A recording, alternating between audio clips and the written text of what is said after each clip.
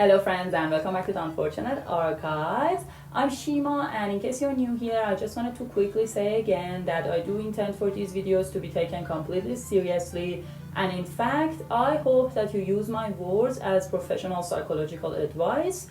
And if you disagree with what I say, you're wrong. My perception of you that's purely based on your favorite book over the internet is more accurate than whatever self-knowledge you think you have. So with that out of the way, let's do the video. If your favorite book is Wuthering Heights, you will argue with anyone who says they don't like the book because the characters are unlikable, because excuse me, that's the whole point of the book. But no matter how much you throw around phrases like deliberately unlikable and not meant to be a perfect love interest, deep down you do like Heathcliff, at least a little bit, don't you? If your favorite book is The Picture of Dorian Gray, I want to thank you on behalf of all of us for having the courage to come out so publicly. We appreciate it, we're proud of you. If your favorite book is Emma, then you love to tell people about how you love Emma because it's a perfect example of Austen's ability to create complex female characters who aren't just unfailingly likable. And you are correct, but it is also correct that you especially like Emma because deep down you relate to that desire to meddle in your friends' love lives while remaining completely clueless about your own. If your favorite book is Rebecca, then you understand that classics can be thrilling and exciting, and you're a self-assured woman with great taste and an avoidant attachment style. And you may have even read Rebecca during the formative period of your life, and it only reaffirmed your belief that we can never truly trust even the people who are closest to us, especially men. If your favorite book is Carmilla, then yeah, women are beautiful and complex and powerful, and you view them the way that Hosier does in his lyric, and you know exactly what I'm talking about when I say that. And you were a little too in love with one of your friends when you were growing up, weren't you? If your favorite book is Hamnet, this is a lovely book, but either this was the very first time you read historical fiction that had a witchy woman in it, or more likely, this isn't actually your favorite book. This is just what you tell people is your favorite book because your actual favorite book is too much of a guilty pleasure to go around telling strangers about. If your favorite book is I Who Have Never Known a Man, you've at least once considered going to a pole dancing class, haven't you? If your favorite book is Tomorrow and Tomorrow and Tomorrow, then you're a creative person with a deep fear of failure, which you can admit. What you can't admit is that even deeper down, you have an even stronger fear, which is that you are ordinary and have nothing new to say or contribute to the world. If your favorite book is The Road, I'm gonna take a wild guess and say that your dad was emotionally absent when you were growing up, and coincidentally, every time the father in this book told the little boy that it wasn't his fault, you were close to tears, except you never cry because emotions don't actually exist, right? If your favorite book is The Song of Achilles, did the final season of Merlin emotionally devastate you, or did I just give you an absolutely perfect, tailor-made, personalized recommendation? Because it's one or the other. If your favorite book is Never Let Me Go, then do you remember those experiences when you stay awake with friends for way too long at a sleepover or a school trip, and you end up having these incredibly deep, almost delirious conversations about the meaning of life or your deepest fears, until you eventually fall asleep exhausted at 4 a.m.? Of course you do, because for you, those are truly core memories. If your favorite book is His Dark Materials, then you're an absolutely devout citizen who definitely doesn't doubt the existence of a god or an afterlife, and you definitely don't secretly or not so secretly believe that institutionalized religion is the root of all evil. If your favorite book is Sabriel, it is not. Your favorite book is actually Lirael, and your biggest fears in life are bureaucracy, pointless conversations, and the idea of leaving this world without having found your place in it. You've probably also gone through a period of your life when you practiced whistling to the point where everyone around you was genuinely annoyed. If your favorite book is Inkheart, then this is a safe space and no one is going to judge you for the way that you felt about Dustfinger as a 13-year-old girl. However, you're not 13 anymore, so, it might be time to stop finding commitment phobia and emotional detachment attractive. If your favorite book is the Shadow and Bones series, this was probably the first fantasy series you read that wasn't based in a vaguely medieval England type setting, and that, alongside with the Darkling, altered your brain chemistry forever. Now you pick up any book that's marketed as, this time the girl ends up with the villain, even though you end up being disappointed by the majority of them.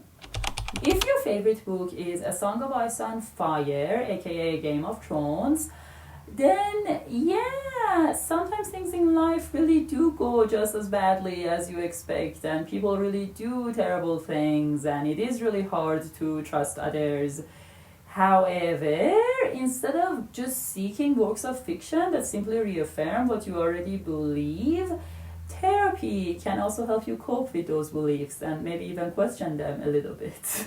If your favorite book is the 5th season, then you're surprisingly chill about this being your favorite book, but that's not because of a lack of passion for it, it's because you're so deeply secure about this book's perfection that there's quite literally nothing for you to be defensive about. So you're just chilling. Except you're not really chilling, because all of that energy is instead being fed into your deep dissatisfaction with the systematic inequalities of the world. So, if your favorite book is anything by Robin Hobb, first, congratulations on the immaculate taste. Second, you're an interesting breed because you love being cozy, but you also love being in pain. So the way that you think is like, oh, it's drizzling outside, time to make myself my favorite cup of tea and cozy up and get traumatized. If your favorite book is the Murderbot Diaries, then you read about this agendery sexual cyborg who wants nothing more in life than to just be left alone to binge watch old TV shows while floating around in space in their own private spaceship. And you were like, wow, I've never related to another character more strongly in my entire life. And I feel like that tells us everything we need to know about you without me having to add anything else. Now let's talk about Ursula Le Guin. If your favorite book is something in the Earthsea Cycle by Le Guin, then you are the kind of person who likes to take their time and really hates being rushed by others, so you're often perceived as being really introspective and thoughtful and maybe a little bit whimsical, which you are. But what people don't realize is that throughout all of that introspection, you've discovered some truly dark corners to your own mind that they can't even begin to imagine. Now, if your favorite book is one of Le Guin's sci-fi novels like The Left Hand of Darkness or The Dispossessed, then be honest with me, do you or do you not intellectualize your emotions to the point where having a completely emotional experience, like going through a heartbreak, ends up seeming more like a philosophical discussion when you talk about it to other people? If your favorite book is the short story, The Ones Who Walk Away from Omelas, then sometimes you're just going through your day, minding your own business, when out of nowhere you have a mini spiral about the inherent unjustness of the world, and then you look at all the people around you like, how are you all just going on with your life? And then you just go on with your life. If your favorite book is The 10,000 Doors of January, then you admire courageousness and you love adventures and travel, but you also equally love being at bed all cozied up before 10 p.m. and not leaving the house after dark. If your favorite book is the Wayward Children series, I mean, yes? If your favorite book is the Puppywar trilogy, I just want to say that I also hold a deep well of anger inside myself that I don't always feel like I can adequately express or act on. And it is really hard. If your favorite book is Babel, let's do an experiment. I'm gonna say a few phrases and you tell me how they make you feel. Publish or perish, white privilege, native speakers only, visa restrictions. Oh, what a gifted child. You might wanna stop gritting your teeth so much, because I'm not sure you can afford the dentist despite your highly specialized degree that you pursued out of pure passion, despite everyone telling you that it wasn't going to be employable. But hey, at least you're cool. I like you. If your favorite book is almost any non-fiction book other than memoirs, Then there are three possibilities, and they're not all mutually exclusive. The first is that you're the kind of person who has very clear hyperfixations, and this isn't even the only book you've read on this topic, it's just your favorite. The second possibility is that you either have a PhD, and it doesn't have to be in a topic related to this book, or you've at least considered getting one at some point. The third possibility is that you actually hated formal education, and it was only after you were done with school that you realized you genuinely love learning. But regardless of which it is, I do want to say that you have inherent worth as a person, and you deserve to be loved and happy regardless of your accomplishments. Now, I said almost any nonfiction book because there are some exceptions to that, and that includes any book that you can imagine being promoted on a podcast dedicated to teaching men how to live based on scientifically disproven hierarchies among wolves. If a book like that is one of your favorite books, I don't think you would click on this video, because I feel like clicking on a video like this suggests some capacity or interest in self-reflection and a sense of humor, which, don't really go hand in hand with a desire to read or enjoy these books. So I have no further comments. Now, if your favorite book is any memoir, then that probably means that you really like this person or franchise. But on an unrelated note, I do want to ask you how it feels to crave intimacy and genuine human connection so much while simultaneously being so scared of getting close to people because you can never truly know what they're thinking, because it seems hard. If your favorite book wasn't included in this video, then watch my first one.